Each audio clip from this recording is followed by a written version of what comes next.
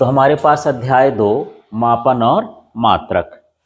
तो हर पार्ट से जो ब्लूप्रिंट है उसके हिसाब से 1 नंबर, 2 नंबर, 3 नंबर, 4 नंबर के प्रश्न आने हैं, है ना। तो जो 3 नंबर के 4 नंबर के हैं दोनों मिक्स रहते हैं, वही 3 वाले 4 में भी आ जाते हैं, 4 वाले किस में आ जाते हैं, 3 में। लेकिन 1-2 नंबर वाले कैसे रहेंगे, फिक्स रहेंगे। तो चलिए यहाँ पर पहला प्रश्न देखते हैं सही विकल्प का। एक प्रकाश वर्ष का मान होता है, और यहाँ पर ये 4 ऑप्शन हैं। तो कितना हो गया ये 9.46 गुणे 10 की घात 15 मीटर। और आपको ये समझना नहीं है यहाँ पर कि विकल्प में ये दिया है तो विकल्प में आएगा। ये खाली स्थान में भी आ सकता है, सत्य सत्य में भी आ सकता है, सही जोड़ी में भी आ सकता है, एक वाक्य के उत्तर में भी आ सकता है। तो इसको सभी तरह से सोचना है और इसको याद कर लेना है, ठीक है। एक AMU या परमाणु द्रव्यमान मात्रा किसको बोलते हैं, एटॉमिक मास यूनिट। इसका मान कितना होता है, तो जो प्रोटॉन का द्रव्यमान होता है उसके बराबर होता है, ठीक है। तो ये कितना है 1.67 गुणे 10 की घात -27।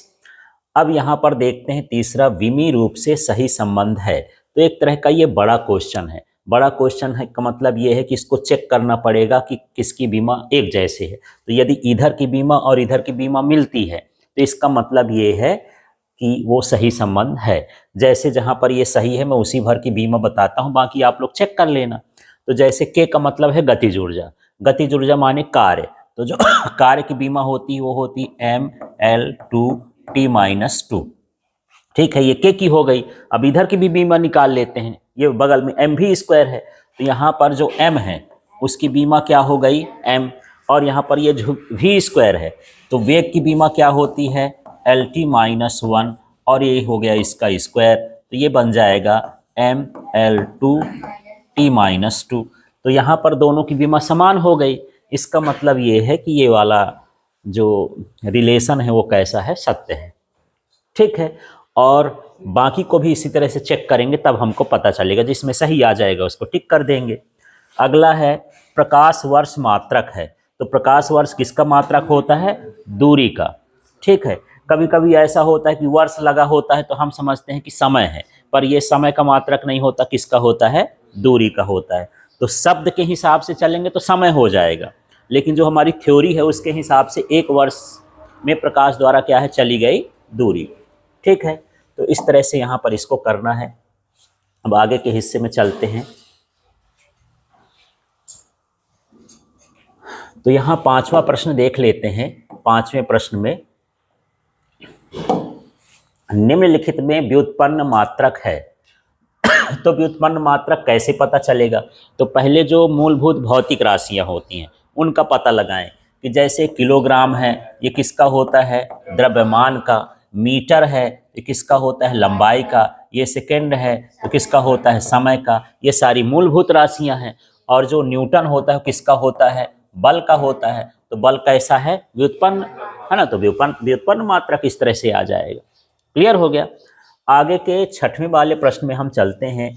निम्नलिखित भौतिक राशियों के जोड़ों में से किसके विमी सूत्र समान नहीं है, ये हमको पता करना है। तो यदि हम कार्य को और बल आघूर्ण को यदि पता न चले कि कैसे विमी सूत्र समान है तो इनके सूत्र में जाओ। तो जो कार्य का विमी सूत्र तो आपको पता ही है ना, क्या mL2T-2। कार्य बल का ज़्यादा इस्तेमाल होता है तो याद रहता है। अब बल आघूर्ण का हमको पता नहीं तो उसका सूत्र पता होना चाहिए कि बल आघूर्ण बराबर होता है बल गुणे लंबवत दूरी। तो वहाँ से क्या हो जाएगा, बल का क्या हो गया mL2, ये बल का हो गया, और दूरी का क्या होगा L, गुणा करेंगे तो यही आ जाएगा। इसका मतलब इसका दोनों का जो विमी सूत्र है वो क्या है, समान है। इसमें हमको ये पता करना है कि समान नहीं है। इसी तरह से कोणीय संवेग का, प्लांक नियतांक का, आवेग का, रेखीय संवेग का, सबका विमी सूत्र निकाल चेक कर लेंगे, सबका समान आएगा। और इसका जो है समान नहीं आएगा तो तनाव और जो पृष्ठ तनाव होता है इनका विमी सूत्र कैसा होता है, अलग अलग होता है। तनाव का मतलब बल होता है, पृष्ठ तनाव का मतलब बल बटे लंबाई होती है।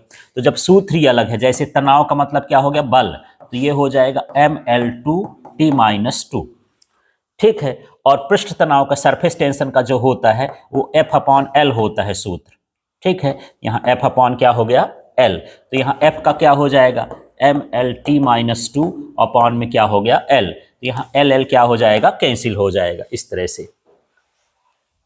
क्लियर हुआ? तो क्या विमी सूत्र मिल रहा है? उसका विमी सूत्र नहीं मिल रहा है।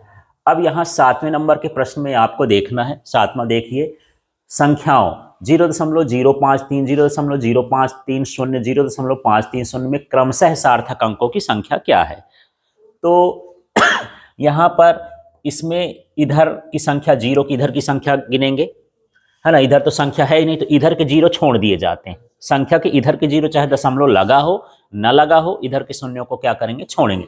बाद के शून्यों को गिनते हैं, तो यहाँ पर ये वाले हो जाएंगे, यहाँ पर ये वाले हो जाएंगे। तो कितना हो गया इसमें 2, इसमें कितना हुआ 3, इसमें कितना हुआ 3। तो इस तरह से यहाँ पर इसके सार्थक अंकों की संख्या कितनी हो गई, 2 3 3। ठीक है। अब ये 8वां प्रश्न देखते हैं।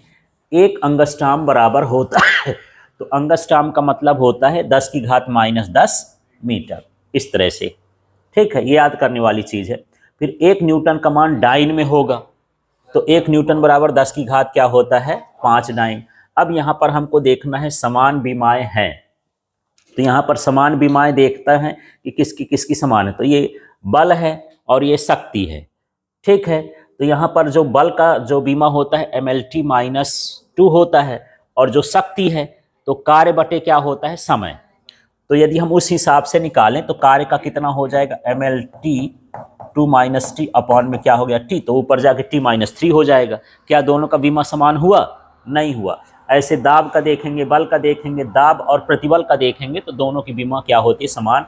दाब का सूत्र भी क्या होता है, वैसे F/A होता है, और प्रतिबल का भी सूत्र क्या होता है, F/A होता है। ठीक है, तो इस तरह से यहाँ पर हम करेंगे। अब प्रतिबल और विकृति, तो यहाँ पर इसका जो विमा है वो कैसा रहेगा, समान। तो जब विमा निकालेंगे तब पता चलेगा। अब इनमें से देखना है किसमें 4 सार्थक अंक हैं, तो इसमें बताओ कितने सार्थक अंक हैं, इसमें 2 हैं, इसमें कितने हैं 3 है, इसमें कितना है 1 है, और इसमें कितना है 4 है। ये घात की संख्या को हम यहाँ पर नहीं देखते हैं। ठीक है,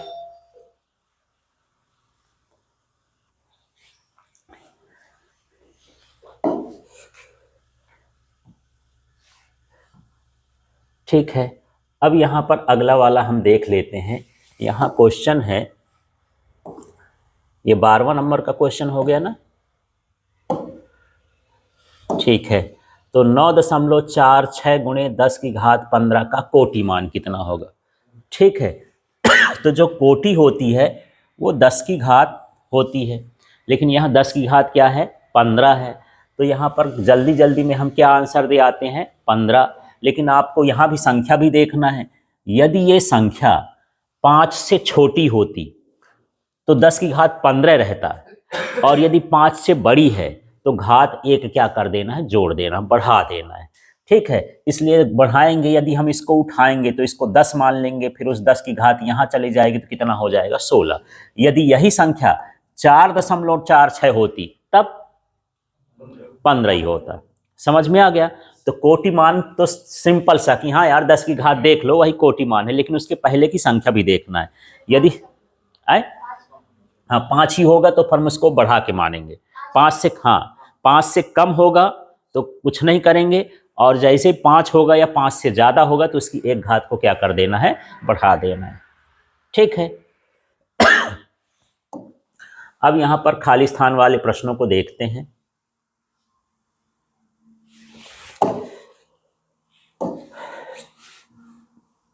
तो इसका पहला प्रश्न देख लो।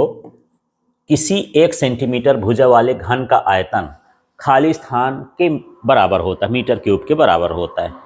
ठीक है, तो ये 10 की घात कितना हो गया, -6 हो गया। लेकिन कैसे हो गया उसको समझते हैं। यदि मैं कहूँ कि 1 सेंटीमीटर का मान मीटर में कितना होता है, तो 1 सेंटीमीटर बराबर होता है 10 की घात -2 मीटर। उसी का उल्टा है, जैसे मैं 1 मीटर बराबर कहूँ तो कितना होता है, 100 सेंटीमीटर, माने 100 की घात 2।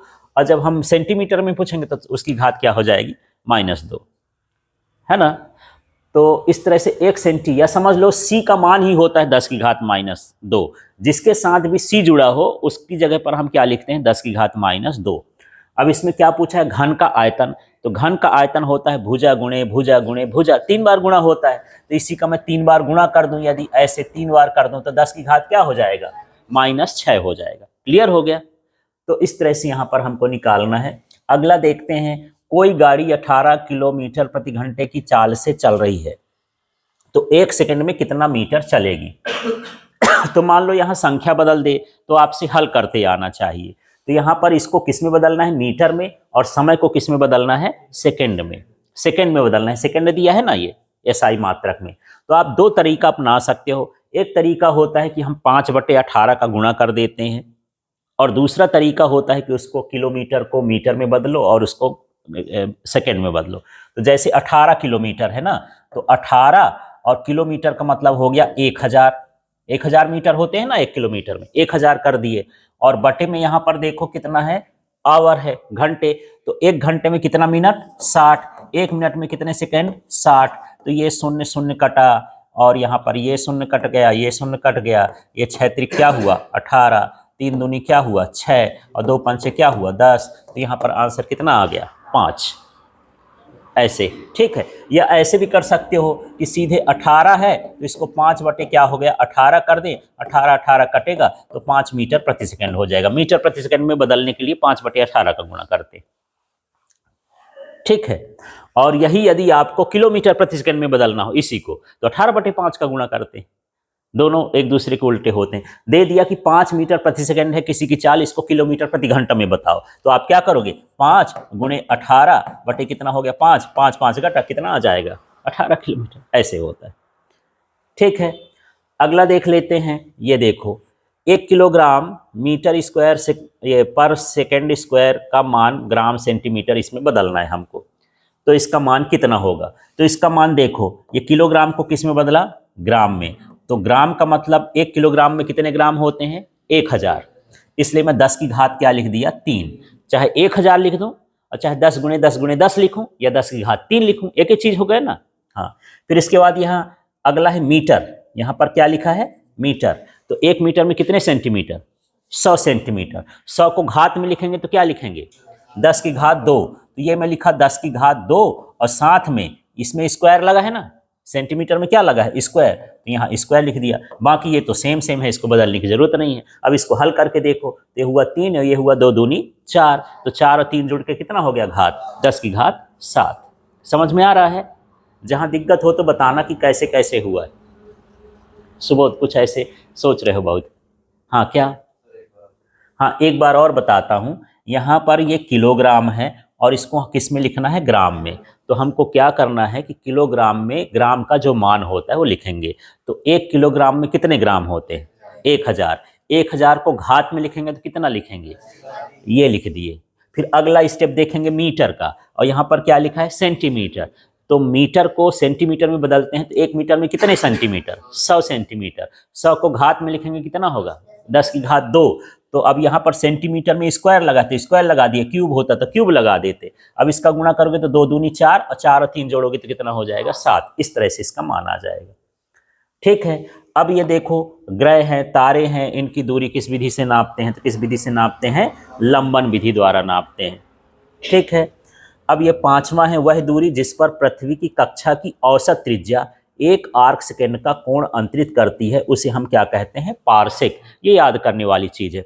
कभी कभी परिभाषा के साथ साथ ये खाली स्थान तो पूछा है, कभी कभी इसकी परिभाषा भी आ जाती है कि 1 पारसेक है क्या। तो 1 पारसेक क्या कहलाया, हाँ वह दूरी जिस पर पृथ्वी की कक्षा की औसत त्रिज्या 1 आर्क सेकेंड का कोण अंतरित करती है। ये आर्क सेकेंड कोण का मान होता है, कोण को भी सेकेंड में दर्शाते हैं, ठीक है। क्लियर हो गया। तो इस तरह से हमको आगे देखना है। अब आगे देख लेते हैं इसमें,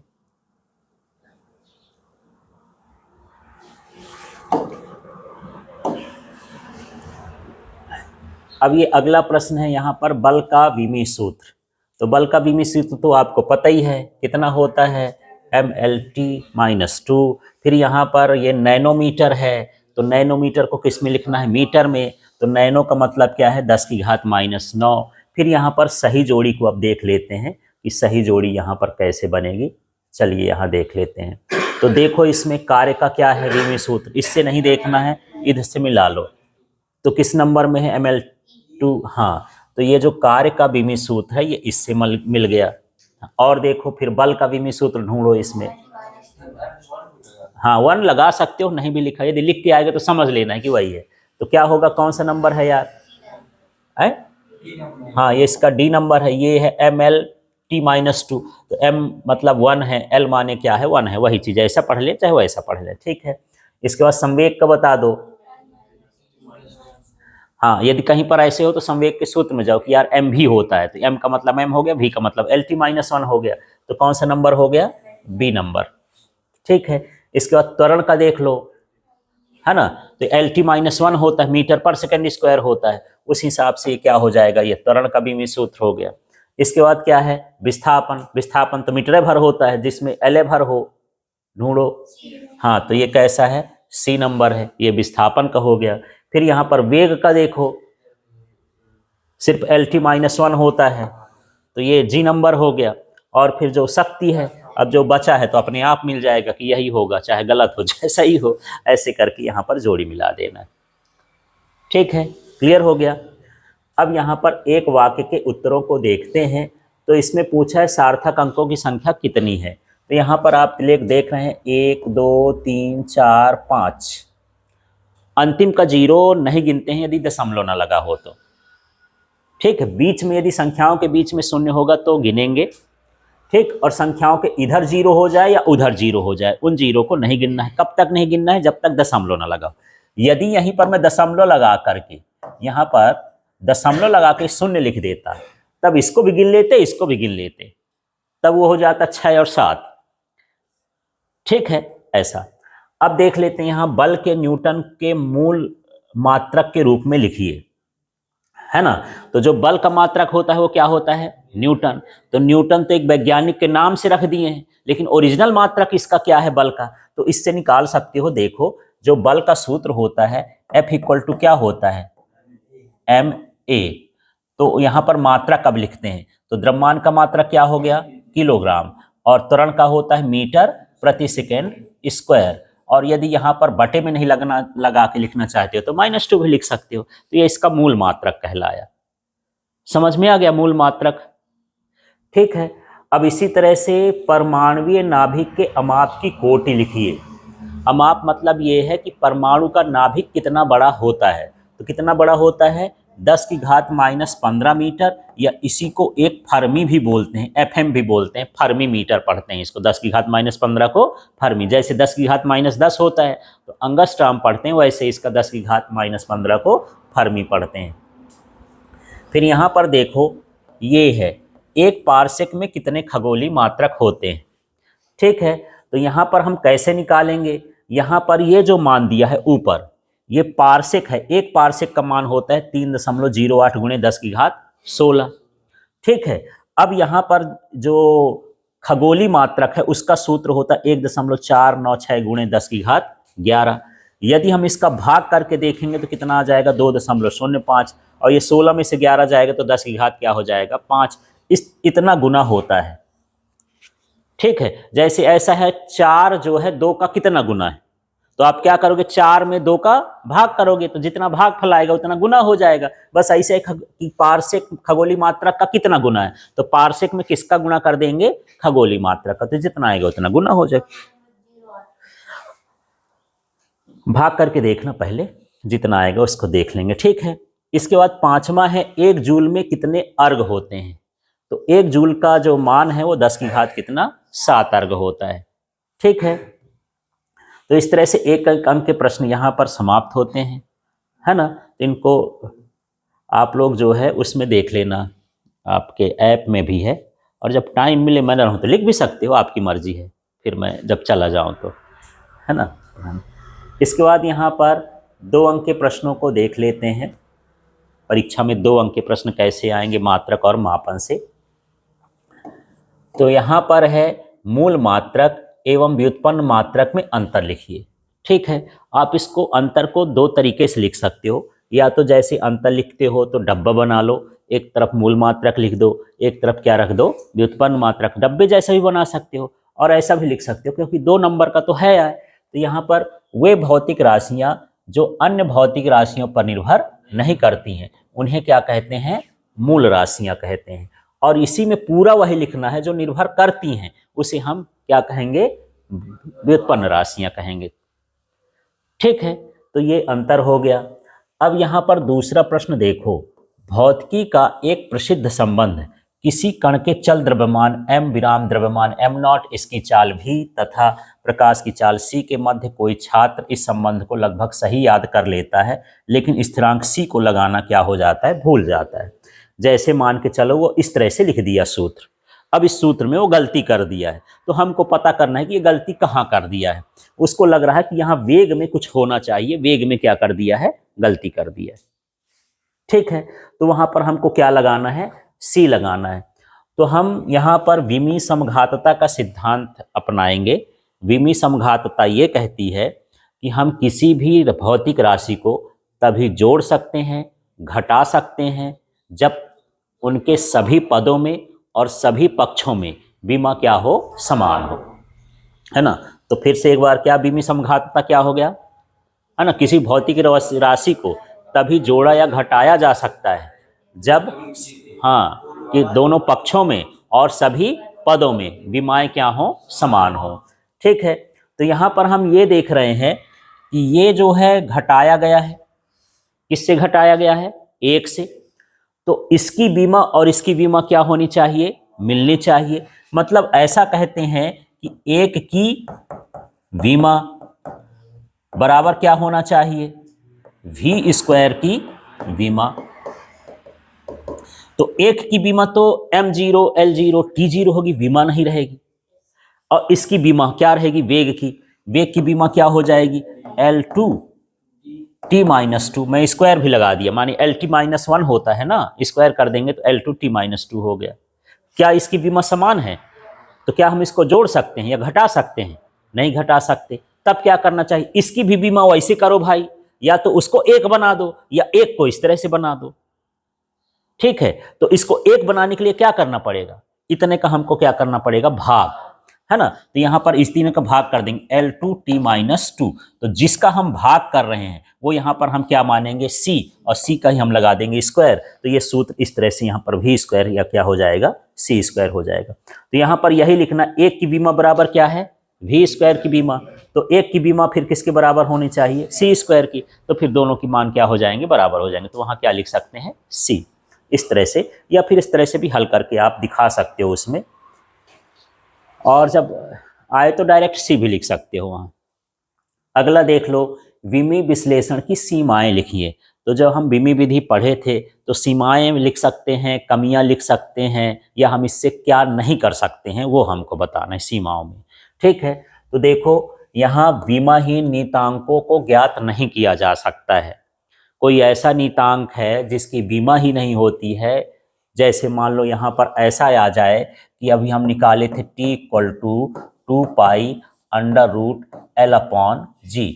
अब मुझे इस ये आएगा कितना आएगा ये पता ही नहीं है। तो जो 2 पाई है एक संख्या है, पाई क्या है, एक संख्या, और संख्या का कोई बीमा होता नहीं। तो यहाँ कौन सी संख्या आएगी हम इससे पता नहीं लगा सकते हैं।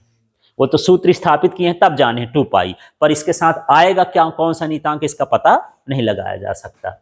फिर ये है, किसी भौतिक संबंध में एक से अधिक पद होने पर संबंध स्थापित नहीं किया जा सकता है ना। तो जब अधिक संबंध होते हैं तब हम जैसे मान के चलो ये है, अभी हम मैं सूत्र निकालूं कि F = mv²/r, इसमें सूत्र निकाल सकते हो। ठीक है, पद का मतलब होता है जब प्लस के आगे प्लस माइनस लगा के जब हम लिखते हैं तो पद कहलाता है। तो जब एक से अधिक पद हो तो उसको नहीं निकाल सकते। यदि इसी के आगे यश भी लिखा होता, अब बोले इस सूत्र को स्थापित करो, तो नहीं ज्ञात कर सकते हो क्योंकि इसमें कितने पद हो गए, 2। अब जैसे विमी विधि से मैं बोलूं, विमी विधि से S = ut + ½ AT² सूत्र को स्थापित करो। जांच नहीं करना है, जांच अलग चीज होता है, क्या करना है, स्थापित। इस सूत्र को विमी विधि से क्या करना है, निकालना है। तो इसको नहीं निकाल सकते, क्यों नहीं निकाल सकते, कितने पद हैं इसमें, 2। एक पद, प्लस के इधर का एक पद कहलाता है और प्लस के उधर का एक पद कहलाता है। कितने पद हो गए, 2। तो यदि एक से अधिक पद हैं किसी संबंध में तो हम उसको इसमें से नहीं निकाल सकते। ठीक है, आगे देख लेते हैं। इससे ये भी नहीं पता चलता कि भौतिक राशि सदिश होगी कि अदिश, ये भी नहीं बता सकता। अब जिसमें ये त्रिकोणमिति एवं लघुगुणक युक्त संबंधों को स्थापित नहीं किया जा सकता है, अब हम पढ़ लेते हैं भाई कि साइन थीटा बराबर क्या होता है, लंब बटे क्या, आधार। अब हमको सिद्ध करके बताना है बीमी विधि से, तो हम निकाले नहीं सकते बीमी विधि से कि क्या आएगा, इसको स्थापित नहीं किए जा सकते, है ना। तो लाग वाले जो होते हैं और जो त्रिकोणमिति वाले फलन होते हैं उनको हम इससे ज्ञात नहीं कर सकते हैं। तो एक बार रिवाइज करो क्या क्या नहीं किया जा सकता है यार। बीमाहीन नियतांकों को नहीं ज्ञात किया जा सकता। यदि ऐसे भौतिक संबंध जिसमें एक से क्या है अधिक पद हैं तो उसको नहीं ज्ञात किया जा सकता है। और हाँ, समान बीमा वाली भौतिक राशि में विभेद नहीं किया जा सकता है। जैसे मान के चलो कि अभी हम देख रहे थे कि बल आघूर्ण की बीमा भी वही है और कार्य की भी बीमा वही है। अब मैं पूछ दूं कि ये किसकी बीमा है, ml2 t-2, बताओ ये किसकी बीमा है। तो कुछ बोलोगे कार्य की, कुछ बोलोगे बल आघूर्ण की, तो मैं मनबे न करूंगा।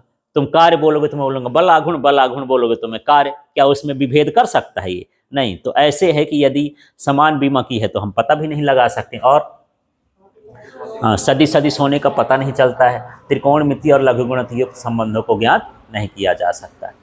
ठीक है। अब यहाँ पर बीमी विश्लेषण के अनुप्रयोग हैं, माने हम क्या कर सकते हैं अब बीमी विधि से, ये है अनुप्रयोग उपयोग।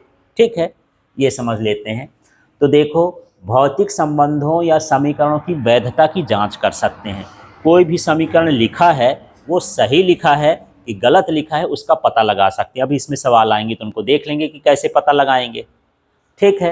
फिर ये विभिन्न भौतिक राशियों के बीच हम क्या ज्ञात कर सकते हैं, संबंध निकाल सकते हैं। जैसे अभी मैं एक सूत्र लिखा था m बराबर mv²/r, तो वहाँ पर जो अभिकेंद्र बल का सूत्र आया वो सूत्र को हम इस विधि से स्थापित कर सकते हैं। जैसे मैं बोलूँ त्वरण बराबर क्या होता है, तो बोलोगे वेग बटे समय, तो मैं बोलूँ नहीं यार वेग बटे समय नहीं, वेग गुणे समय होता है।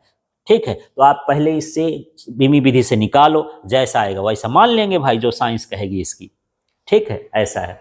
एक मात्रक पद्धति को दूसरे मात्रक पद्धति में हम बदल सकते हैं, है ना। जैसे अभी हम देख रहे थे कि 1 न्यूटन बल का मान डाइन में कितना होता है, 10⁵ डाइन। तो एक जो है एसआई मात्रक है और जो डाइन है वो कैसा मात्रक है, सीजीएस मात्रक है। तो दोनों में हम एक मात्रक को दूसरे मात्रक में बदल सकते हैं। 10⁵ कैसे पता चली, इससे हम ज्ञात करके निकालें। ठीक है। इसी तरह से 1 जूल का मान अर्ग में कितना होता है, हाँ, 1 मीटर में कितने सेंटीमीटर, 100, ये बताएगा। बीमी विधि से हम बता सकते हैं कि कितना किसका मान होता है। ठीक है। फिर ये अचरों की बीमा ज्ञात कर सकते हैं। अचर राशि वो होती जैसे x, y, z, है ना। नहीं, अचरों की बीमा का मतलब ये है जो मान नहीं बदलता है, जिसका नियतांक समझ लो। ठीक, उसकी बीमा को हम यहाँ पर क्या कर सकते हैं, ज्ञात कर सकते हैं। फिर ये किसी भौतिक राशि का मात्रक भी हम ज्ञात कर सकते हैं। अब मात्रक का सीधा है यार, जैसे मैं पूछूं कि यार जो है इसका, ये किसका बीमी सूत्र में लिख दिया यार, वेग का। अब मैं यहीं से पूछूं कि वेग का मात्रक बताओ, तो यहीं से बता दोगे लंबाई का मात्रक मीटर और समय का मात्रक सेकेंड, इसका मात्रक मीटर पर सेकेंड। तो बीमी सूत्र से क्या निकाल सकते हैं, मात्रक निकाल सकते हैं। मात्रक से क्या बना सकते हैं, बीमी सूत्र बना सकते हैं। इस तरह से होता है। ठीक है। अगला देखना है मापन से क्या आशय है, इसकी आवश्यकता क्यों होती है। तो कहीं पर हम नापते क्यों हैं यार, जैसे मैं पूछूं आपका वजन कितना है, फिर मैं पूछूं आपकी लंबाई कितना है, फिर मैं बोल देता हूं 4 किलो आलू ले आओ। ये क्यों हम किलो, लंबाई, मापन ये सब क्यों करते हैं। यदि मुझे घर बनवाना है ऐसे बनवा देंगे बिना नापे, हाँ एक तो खंबा इधर गाड़ दो, इधर गाड़ दो, घर खड़ा कर दो, पता चला दूसरे आंधी में गिर गया वो, है ना। तो अब मापन की आवश्यकता क्यों होती है। ठीक है।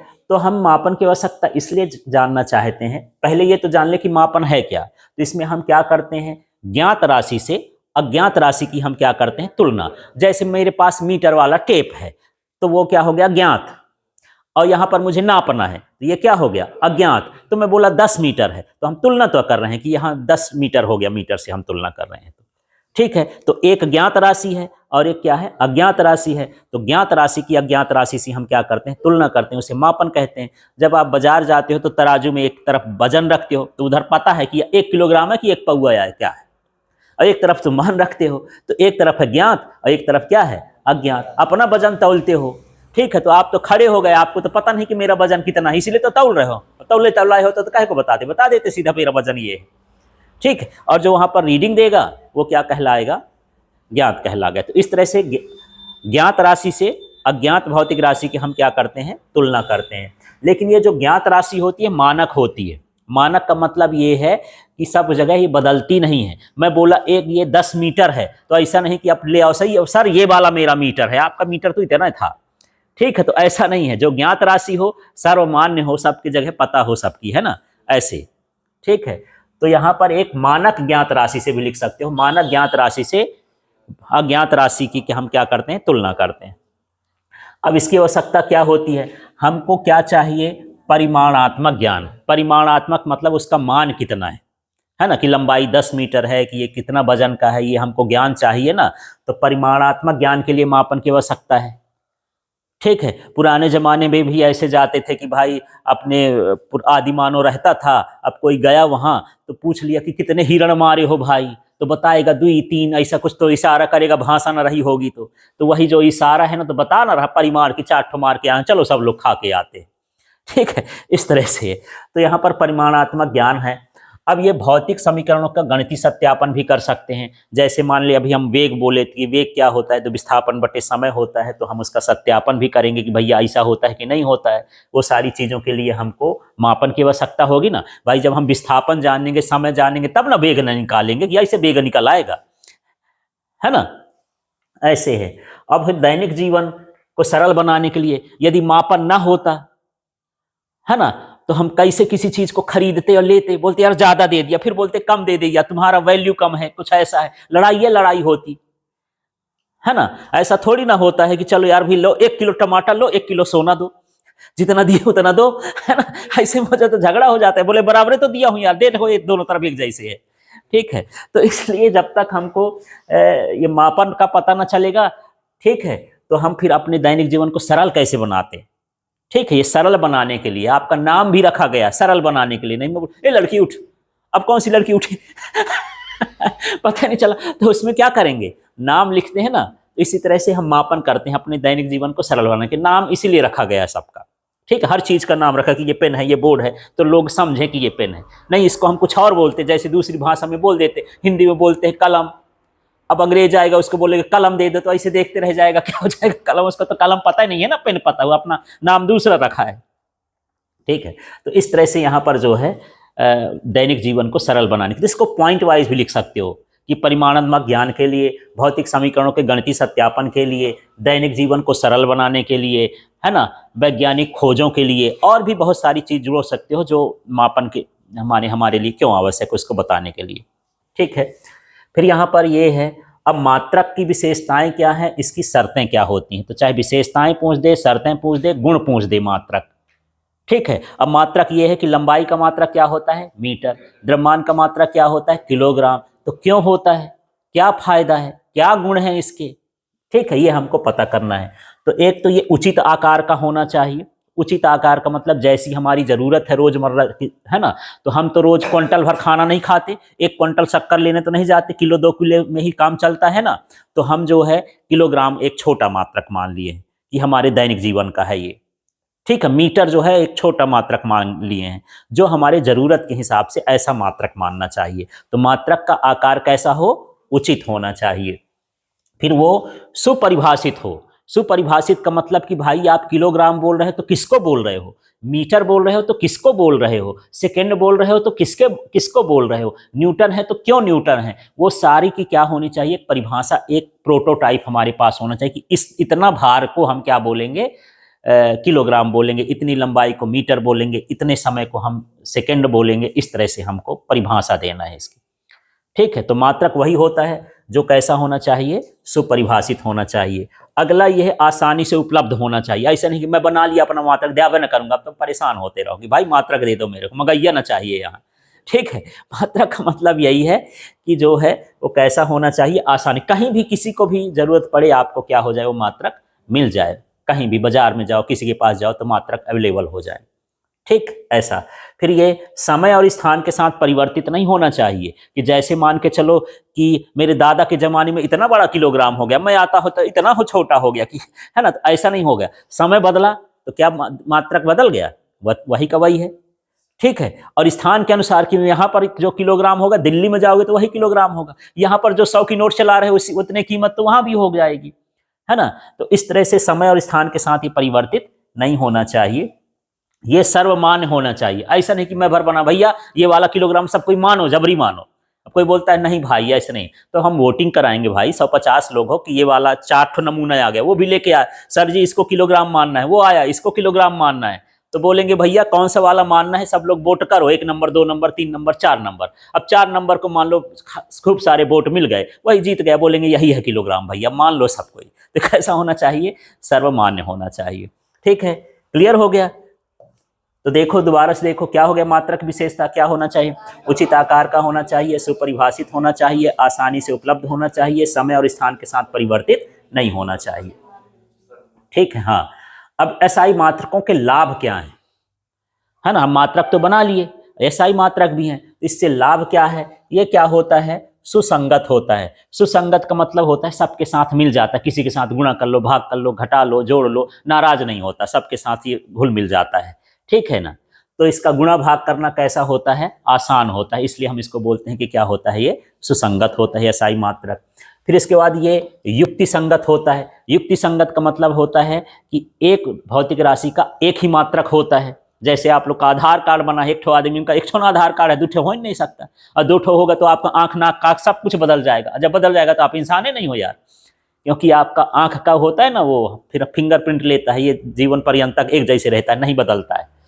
तो इस तरह से यहाँ पर ये कैसा होता है कि एक भौतिक राशि के लिए एक मात्रक होता है, कि यहाँ पर हम एसआई मात्रक मान लिए हैं, यदि लंबाई का मीटर तो मीटर भर होगा, फिर दूसरा उसका मात्रक नहीं होता है।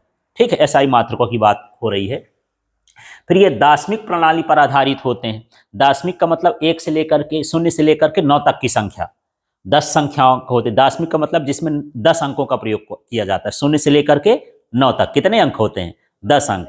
और हम लोग ये पढ़ते भी हैं, गिनती दुनिया जो हम पढ़ते हैं तो कितने अंकों का प्रयोग करती हैं, यही 10 अंकों का प्रयोग करते हैं, है ना। तो हमारे लिए आसान है, सब कोई जानता है कि हाँ 10 ठो अंक होते हैं। ठीक, अब मैं कोई नया अंक बना देता तो बोले मेरे पल्ले नहीं पड़ रहा, का बना दियो। तो जो पता है सबको, दार्शनिक प्रणाली पता है, ये भी दार्शनिक प्रणाली पर काम करता है। ठीक है। फिर प्रायोगिक एवं सैद्धांतिक, तो ये जितने भी हम प्रयोग करते हैं, है ना, या सिद्धांत स्थापित करते हैं, तो इंजीनियर हैं, तकनीशियन हैं, वैज्ञानिक हैं, खोजकर्ता है, इन्हीं मात्रकों का उपयोग करते हैं। हम तो यहाँ लंबाई बोल देते हैं 4 फुट है, लेकिन जो डॉक्टर वो इंजीनियर मिसाइल बनाता है, रॉकेट बनाता है, वो नहीं बोलता है कि 10 फीट का ये जो हवाई जहाज है, वो मीटर में बात करेगा, है ना, क्योंकि उनको किस में सब बात करना है, एसआई मात्रक, क्योंकि एसआई मात्रक तो पूरी दुनिया में फैले हुए हैं, तो सब कोई समझे हवाई जहाज यहीं भर थोड़ी ना चलता है, पूरी दुनिया में चलता है ना। इंजीनियर एक दूसरे से, एक देश से दूसरे देश में आते हैं, तो इस तरह से ये इसके क्या होते हैं, लाभ। तो कैसा होता है, सुसंगत होता है, युक्ति संगत होता है, दार्शनिक प्रणाली पर आधारित होता है, प्रायोगिक और सैद्धांतिक होता है। अब अगला हिस्सा चलते हैं, ये सार्थक अंक से क्या आशय है। तो सार्थक अंक किसी भौतिक राशि के मापन में विश्वसनीय अंक एवं प्रथम अनिश्चित अंक की संख्या को सार्थक अंक कहते हैं। अब यहाँ पर विश्वसनीय अंक क्या है, जैसे मान के चलो मैं लिख दिया हूँ यहाँ पर 2.456। ठीक है, ये जो 3 अंक हैं ये क्या कहलाया, विश्वसनीय, और जो अंतिम वाला है वो क्या है, अविश्वसनीय, अनिश्चित अंक है। बोले भैया इसके आगे एक अंक और लिखो, आ सकता है ना, यदि हम और अच्छे से नापेंगे तो मान लो आया 2, अब कौन सा अनिश्चित कहला गया, 2 अंतिम वाला। बोले 2 के आगे भी कुछ और है ना, तो ये लास्ट वाला भी क्या हो गया, अनिश्चित हो गया। तो इस तरह से जो अंतिम संख्या होती है वो क्या होती है, अनिश्चित। तो कहना चाहिए कि मापन में जो निश्चित अंक होते हैं और जो अनिश्चित अंक होते हैं, इन दोनों की संख्या को मिलाएंगे तो क्या कहलाएंगे, सार्थक अंक कहला जाएंगे। ठीक है, तो मापन में निश्चित, या कह सकते हो विश्वसनीय भी बोल सकते हो, निश्चित भी बोल सकते हो, निश्चित और अनिश्चित संख्याओं अंकों की संख्या को हम क्या बोलेंगे, सार्थक अंक बोलेंगे। ठीक है। अब यहाँ विमीय समघातता का सिद्धांत, तो वही है, किसी भी भौतिक राशि को तभी जोड़ा या घटाया जा सकता है जब सभी पक्षों में और सभी पदों में बीमा कैसी हो, समान होनी चाहिए। ठीक है, अब ये थोड़ा सा 10वां देखो। तो जब हम वियोग पढ़ रहे थे तो वियोग में पढ़ रहे थे कि हम यहाँ पर बीमा भी ज्ञात कर सकते हैं। नियतांकों के क्या कर सकते हैं, बीमा, अचरों की बीमा लिखा था उपयोग में, इससे लाभ क्या है बीमी विश्लेषण के, अचरों की बीमा ज्ञात कर सकते हैं। तो देखो हमारे पास ये समीकरण है, तो इसकी बीमा हमको पता नहीं और इसकी बीमा हमको पता नहीं, इसकी बीमा हमको क्या करना है, पता करना है। तो कैसे जाने की क्या है, तो बीमी समघातता का सिद्धांत तो यही कहता है किसी को तभी जोड़ा घटाया जा सकता है जब इसका सभी पदों में और सभी पक्षों में बीमा क्या हो, समान हो। तो बताओ जितनी बीमा पी की होगी उतनी बीमा इसकी होगी, तभी तो ये जुड़ा है। तो यहाँ पर क्या लिखे हैं, पी की बीमा, और यहाँ पर लिख दिए हैं ए बटे भी स्क्वायर की बीमा, इसमें जुड़ा है ना। ठीक है, तो जो पी की बीमा होती है, दाब की बीमा, ये होती ML-1 T-2, ये दाब की बीमा हो गई। ठीक है, और यहाँ पर ये जो ए है, ए का तो हमको ज्ञात करना है, तो ए को कुछ नहीं लिखे। फिर यहाँ पर ये जो आयतन होता है, आयतन होता है लंबाई गुणे चौड़ाई गुणे ऊंचाई, तो कितना होता है L3, और इसकी घात कितनी है 2, तो 2 कर दिए। अब ये 2 में 3 का गुणा करोगे कितना हो जाएगा 6, इधर पक्षांतर करोगे तो यहाँ पर L की घात कितनी हो गई 6, और इसमें L की घात कितनी है -1, तो 6 में 1 घट जाएगा, क्या बचेगा 5। तो इस तरह A की बीमा ये हो गई। लाइन समझ में आ गई। इसकी घात कितनी बनेगी, L की घात 6, फिर ये L की घात यहाँ पर जाएगी, तो M की जगह M लिख देंगे, T की जगह T लिख देंगे, L में से 1 कम कर देंगे तो L की घात कितनी हो जाएगी 5 हो जाएगी। इसी प्रकार अब इसमें देख लेते हैं यहाँ, तो ये जो आयतन की बीमा है किसके बीमा के बराबर होनी चाहिए, B की, तो यहाँ लिख दिए V की बीमा बराबर क्या हो गया, B की बीमा।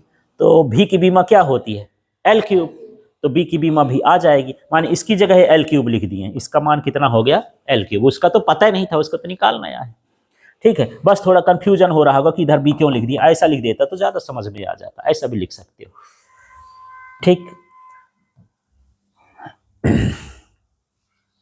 अब यहां पर 11वां प्रश्न हम देख लेते हैं। किसी वस्तु का द्रव्यमान 5.74 ग्राम तथा आयतन 1.2 सेंटीमीटर क्यूब है, इसके घनत्व को उचित सार्थक अंक में व्यक्त कीजिए। ठीक है, अब इसका घनत्व निकालना है, तो घनत्व ज्यादा निकालना मतलब क्वेश्चन नहीं है, क्वेश्चन ये है कि सार्थक अंक में व्यक्त करना है। ठीक है, गणित से मतलब नहीं है।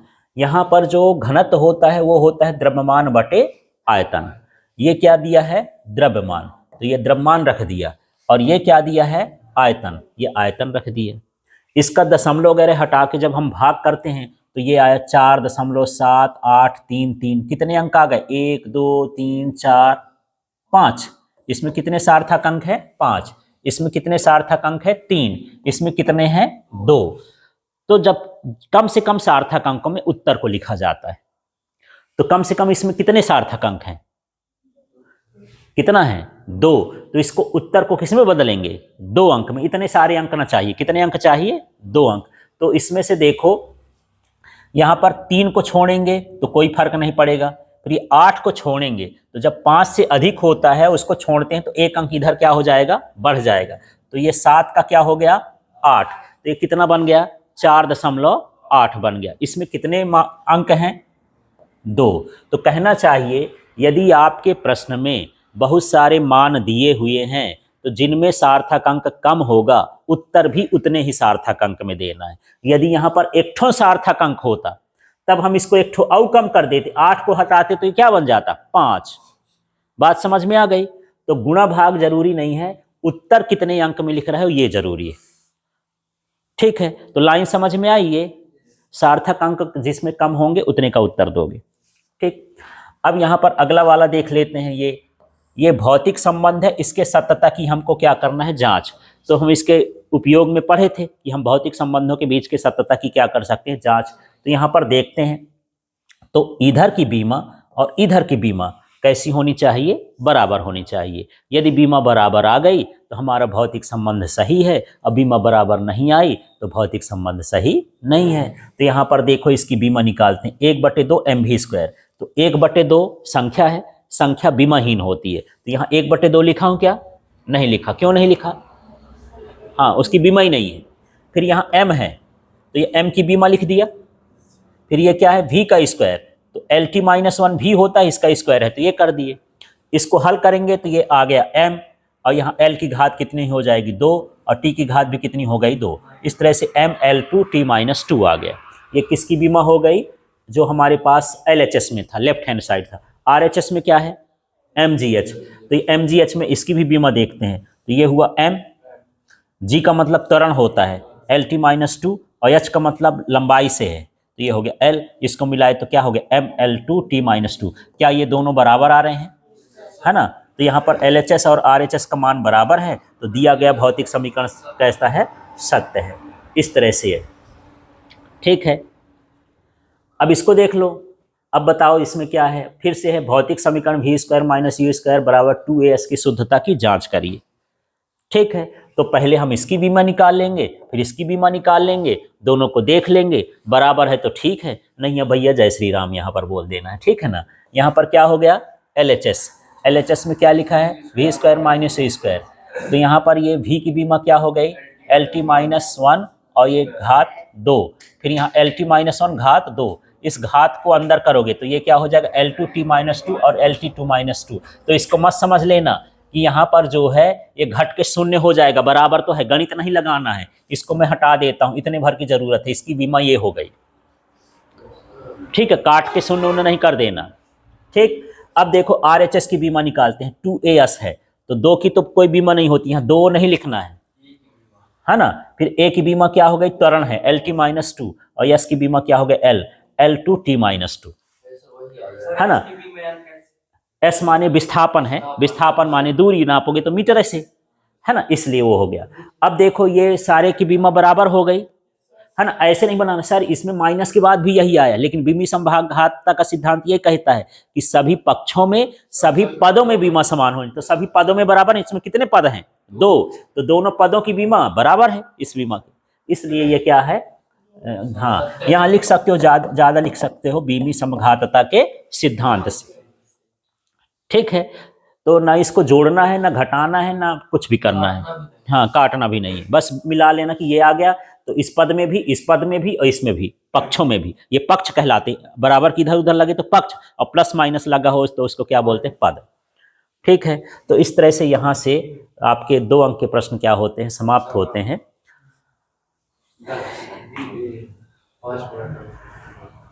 अब थोड़ा सा इसमें 3 अंक के प्रश्नों को देख लेते हैं जल्दी जल्दी से। तो समझो इसमें 3 अंक के प्रश्न क्या हैं? SI मात्रक पद्धति के सभी मूल राशियों और इनके मात्रक लिखना है ना? मूलभूत भौतिक राशियों के। तो यहाँ देख सकते हैं, ऐसे टेबल बना देना है। लंबाई का मात्रक क्या हो गया? मीटर, और इसका संकेत भले नहीं पूछा, संकेत अपने से लिख देना है m। ठीक है, द्रव्यमान है ये किलोग्राम, स्मॉल के स्मॉल g, कभी कभी कैपिटल के जल्दी जल्दी में लिख देते हो, कैपिटल नहीं होना चाहिए, स्मॉल होना चाहिए। फिर समय का मात्रक क्या है? सेकेंड, और इसका ये हो गया यस। फिर ये विद्युत धारा, इसका एम्पियर होता है, कैपिटल A। और मैं बताया था कि कैपिटल स्मॉल कब लिखना है, कैपिटल कब लिखते हैं? नहीं, जब मात्रक वैज्ञानिकों के नाम से रखे जाते हैं, जैसे एम्पियर एक वैज्ञानिक है ना, उसके नाम से रख दिए तो कैपिटल A हो गया। ठीक, हाँ, तो न्यूटन व्युत्पन्न मात्रक में है, तो न्यूटन है, जूल है, कुछ ऐसे, पास्कल है, ऐसे मात्रक को हम किससे लिखते हैं? कैपिटल से, जो साइंटिस्टों के नाम से होते हैं। और जो बिना साइंटिस्ट वाले होते हैं स्मॉल लेटर से लिखते हैं। जैसे ताप है, अब केल्विन है, ये क्या आ गया? कैपिटल K, मतलब ये साइंटिस्ट के नाम से है। ठीक है, पदार्थ की मात्रा क्या हो गया? मोल, और ये इसका संकेत ये हो गया। ज्योति तीव्रता हो गया कैंडला, और ये क्या हो गया? CD। क्लियर हो गया? इस तरह से फिर यहाँ पर अगला प्रश्न देख लेते हैं। यहाँ माना एक सरल लोलक का आवर्त काल क्या है? T है, इसकी प्रभावकारी लंबाई L, गोलक का द्रव्यमान M, गुरुत्वीय त्वरण G पर निर्भर करता है। तो विमी विधि से दोलन काल का सूत्र स्थापित करिए। अभी लास्ट वाले चैप्टर में भी पढ़े हैं, है ना, कि सरल लोलक के दोलन काल का सूत्र स्थापित करिए। यहाँ भी वही बोलता है कि सरल लोलक के दोलन काल का सूत्र स्थापित करिए। बस अंतर इतना है कि इसको विमी विधि से करना है और इसको जो इसकी थ्योरी है उसके हिसाब से करना है। तो क्वेश्चन में कंफ्यूज ना होना, जब विमी विधि दी हो तभी यहाँ पर आपको इसको करंट लगाना है, नहीं आपको करंट लगा देगा गड़बड़ करोगे तो। ठीक है, हाँ, तो देखो यहाँ प्रश्नानुसार इसमें ये क्या लिखा है? T, तो ये मैं लिख दिया T। ठीक है, अब जो जो लिखा है, ये क्या लिखा है? इसके बाद L लिखा है, M लिखा है, G लिखा है, तो ये लिख दिया MLG। आगे पीछे कुछ भी लिख दोगे कोई दिक्कत नहीं। और ये समानुपाती का इस पर निर्भर करता है, माने समानुपाती होता है। इसकी घात में क्या लिखना है, एक्स वाई जेड। ये स्टेप समझ में आ गया पहला वाला, ठीक है। इसको आगे पीछे लिख सकते हो, कोई दिक्कत नहीं है। इसमें एक्स वाई जे लिख सकते हो, ए बी सी लिख सकते हो, 1 2 3 4 लिख सकते हो। नाम देना है भाई, अपने मन से कोई भी नाम दे देना, ये तो बाद में हट जाएंगे, कोई रोल नहीं है इनका। फिर ये समानुपाती का चिन्ह हटा तो क्या आ गया, बराबर, और एक नीतांक आ गया। इतना चीज आ गया, बाकी ये चीज तो लिखा ही है, ठीक है। अब हमको क्या करना है, दोनों पक्षों में बीमा लेना है। तो इस साइड किसकी बीमा हो गई, टी की बीमा, और इस साइड इसकी बीमा हो गई, ठीक है। तो जो टी की बीमा होती है समय की, m0 L0 टी की घात 1 बराबर, यहां पर के की हमको बीमा पता नहीं है, हम उसके सीमा में पढ़े हैं कि भाई ये नीतांकों की बीमा नहीं बता पाता है, ठीक है, नाराज है उससे, तो यहाँ के की जगह हम हटा देंगे के। अब ये क्या हो गया, द्रव्यमान की बीमा क्या हो गई, m, कैपिटल M, और इसकी घात x है तो x लिख दिए। यहाँ पर L की बीमा क्या हो गई, L लंबाई की। फिर ये g माने गुरुत्वीय त्वरण, तो LT-2 होता है, उसकी घात z हो गई तो z लिख दिए, ठीक है। अब आगे के स्टेप में देखना, इसको ढोना है अभी नीचे तक, ये जैसे लिखा इस साइड में कुछ नहीं कर रहा हूं, यही समझा रहा हूं। अब ये जो बाहर घात थी ना x, इसको हम कहां कर दिए, अंदर। ये बाहर घात क्या थी, y, तो कहां चली गई, अंदर। इसको समझना, ये जो z है ये l के साथ भी जाएगा और t के साथ, भाई दोनों के ना बाहर है, गुणा होगा तो दोनों के होगा, ठीक है। तो यहां पर l की घात z और -2 की घात क्या हो गया, 2z हो गया, z के साथ गुणा कर दिए। अब इसको जमा के लिखना है, m वाले इकट्ठा कर देना, यल दो ठो तो एक ठो यल लिख देना, t j ठो हो तो उसको भी एक ठो कर देना है। तो यहाँ देखो m, और कहीं है क्या m, नहीं है, तो ऐसे उतार दिए। फिर देखो l यहाँ भी है, ये और यहाँ भी है, तो एक ठो यल लिखेंगे और घात को जोड़ देंगे तो y प्लस क्या हो जाएगा, z, और यहाँ t की घात कितना हो गया, 2 - z, ठीक है। अब यहाँ पर देखो, यहाँ बीमाओं की तुलना करते हैं, तो तुलना करने का मतलब ये है कि ये m वाले का m से देखना है, इसके ऊपर कितना लिखा है, 0, और इसके ऊपर क्या लिखा है, x, तो x बराबर क्या लिख दिया, 0, घात घात मिलाना है, ठीक है। फिर ये क्या आ गया, l के ऊपर क्या लिखा है, y प्लस z, ये में लिखा y प्लस z, इस l के ऊपर क्या लिखा है, 0, तो 0, उस पार के l देखना है, इस पार के l देखना है, दोनों की घात घात लिख देना। फिर इसके देखो यहाँ t में कितना है, -2z, और यहाँ पर t में कितना है, 1, तो यहाँ पर -2z बराबर कितना हो गया, 1 हो गया।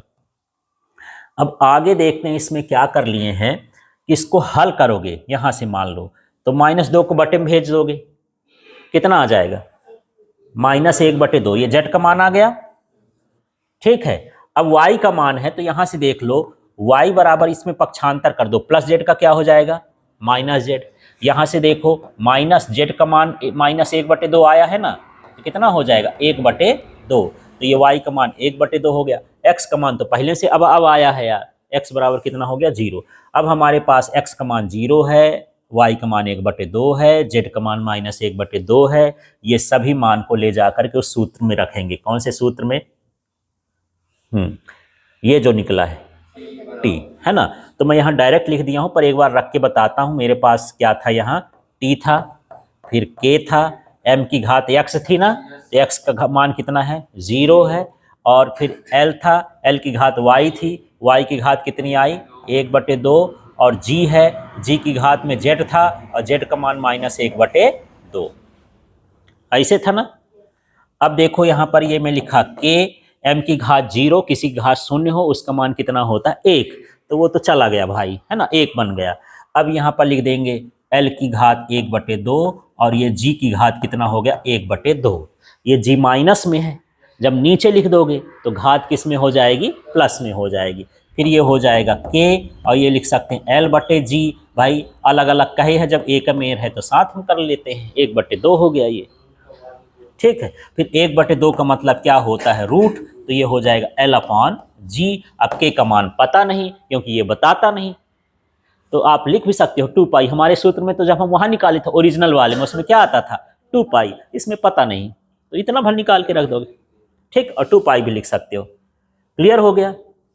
हाँ, ये अंतिम क्वेश्चन थोड़ा सा इसको देखते हैं। तो जैसे हम उसमें उसका उपयोग समझे थे कि हम इससे विभिन्न भौतिक राशियों के बीच संबंध ज्ञात कर सकते हैं। तो यही संबंध कहलाया कि भाई आवर्त काल का, लंबाई का, गुरुत्वीय त्वरण का ये क्या आ गया, संबंध आ गया ना। ठीक है, अब इसके बाद यहां से देख लेते हैं, एक जूल कार्य को विमी विधि से अर्ग में बदलिए। तो हम बोले थे कि उसमें एक मात्रक पद्धति को दूसरे मात्रक पद्धति में हम क्या कर सकते हैं, बदल सकते हैं। तो देखना, ये है V की बीमा माने W की बीमा कार्य की ml2t-2। यहाँ से हमको क्या छांटना है, ये n1 का मान 1 माने हम जो कार्य बदल रहे हैं 1 जूल का। यदि यहाँ 10 जूल होता तो n का मान क्या हो जाता, 10। ठीक है, फिर इसके बाद इसकी घात, m के साथ कुछ नहीं है तो क्या है, 1 है। तो a का मान क्या मान लिए, 1, b का मान क्या मान लिए हो, 2, और c का मान क्या लिए, -। ठीक, और ये सूत्र होता है एक माध्यम से माने एक मात्रक से दूसरे माध्यम में बदलने के लिए। n2 बराबर n1 m1 बटे m2 l1 बटे l2 और t1 बटे t2, और इसमें यहाँ ऊपर क्या लिखिए, a b c। इसको मान रखते हैं। तो जो हमारा पहला है जिसमें मान दिया है वो किस में दिया है, किलोग्राम में। जो जूल है वो एसआई मात्रक है, तो द्रव्यमान किस में लिखेंगे उसको, किलोग्राम में। बदलना है अर्ग में, अर्ग होता है सीजीएस मात्रक, तो सीजीएस मात्रक में किलोग्राम का क्या होता है, ग्राम। इसी तरह से देखो लंबाई, लंबाई एसआई मात्रक में क्या होती है, मीटर, और सीजीएस मात्रक में क्या होता है, सेंटीमीटर, सेंटीमीटर। और यहाँ उसमें भी सेकंड होता है, इसमें भी सेकंड होता है, तो एस बटे एस लिख लिए। अब यहाँ पर इसकी घात, ए का मान कितना है, 1, बी का मान कितना है, 2, और सी का मान कितना है, -2। अब एक काम करते हैं भाई, किलोग्राम को ग्राम से काटेंगे तो ना काटेगा, है ना, एक तरह होगा तब ना कटेगा। हाँ, तो यहाँ पर एक काम करते हैं, इस किलोग्राम को ग्राम में बदल लिए। तो 1 किलोग्राम होता है 1000 ग्राम, तो 1000 को क्या लिखेंगे, 10 की घात 3। और मीटर को क्या लिख सकते हो, 10 की घात 2 सेंटीमीटर, 100 सेंटीमीटर होता है। और ये सेकंड तो पहले से है। अब यहाँ पर देखना, ये ग्राम ग्राम से कटेगा, ये सेंटीमीटर सेंटीमीटर से कटेगा, ये सब कट जाएगा। तो यहाँ क्या बचा, 10 की घात 3, यहाँ क्या बचा, 10 की घात 2, इसकी घात में भी क्या बचा, 2, तो 2 दूनी कितना हो गया, 4, तो 10 की घात कितना हो गया, 7। माने यहाँ पर 1 जूल का जो मान होता है, तो 1 जूल बराबर कितना हो गया, 10 की घात 7 अर्ग। हाँ ऐसे, हाँ सूत्र भर, ठीक है। कौन सा -2, ये। तो यहाँ एस एस कटेगा तो कितना हुआ, 1, 1 की घात कितनी हो गई, -2, 1 की घात कुछ भी हो 1 का आएगा। अब ऐसे देखो, इसको बोले सर ये माइनस को नीचे ले जाओ, तो 1 की घात क्या हो जाएगा, प्लस में 2। अब 1 का स्क्वायर करोगे तो क्या होगा, 1 भाग करोगे इतना होगा 1, इसलिए वो सारा कुछ क्या बन गया, 1 बन गया। क्लियर हो गया, आए 1 की घात 0 रहेगी तो ये संसार में किसी भी संख्या की घात 0 हो, 1,01 अरब की घात 0 हो, 1 ही होगा। ठीक है, वो फिक्स है, हाँ कितनी बड़ी संख्या हो। ठीक है, अच्छा ये थोड़ा सा इसमें 1-2 क्वेश्चन कम है कि लंबन विधि से हम जो है तारों की सूर्य की दूरी कैसे ज्ञात कर सकते हैं, ऐसा तो मैं टेस्ट लिया होऊंगा, उसमें पेपर आप लोग देख। हाँ, वो पिछली बार जो है ये थोड़ा मैं इससे ब्लूप्रिंट से हटा दिया था क्योंकि उस समय सिलेबस से हट गया था, तो फिर मैं इस साल जोड़ नहीं पाया इसमें वो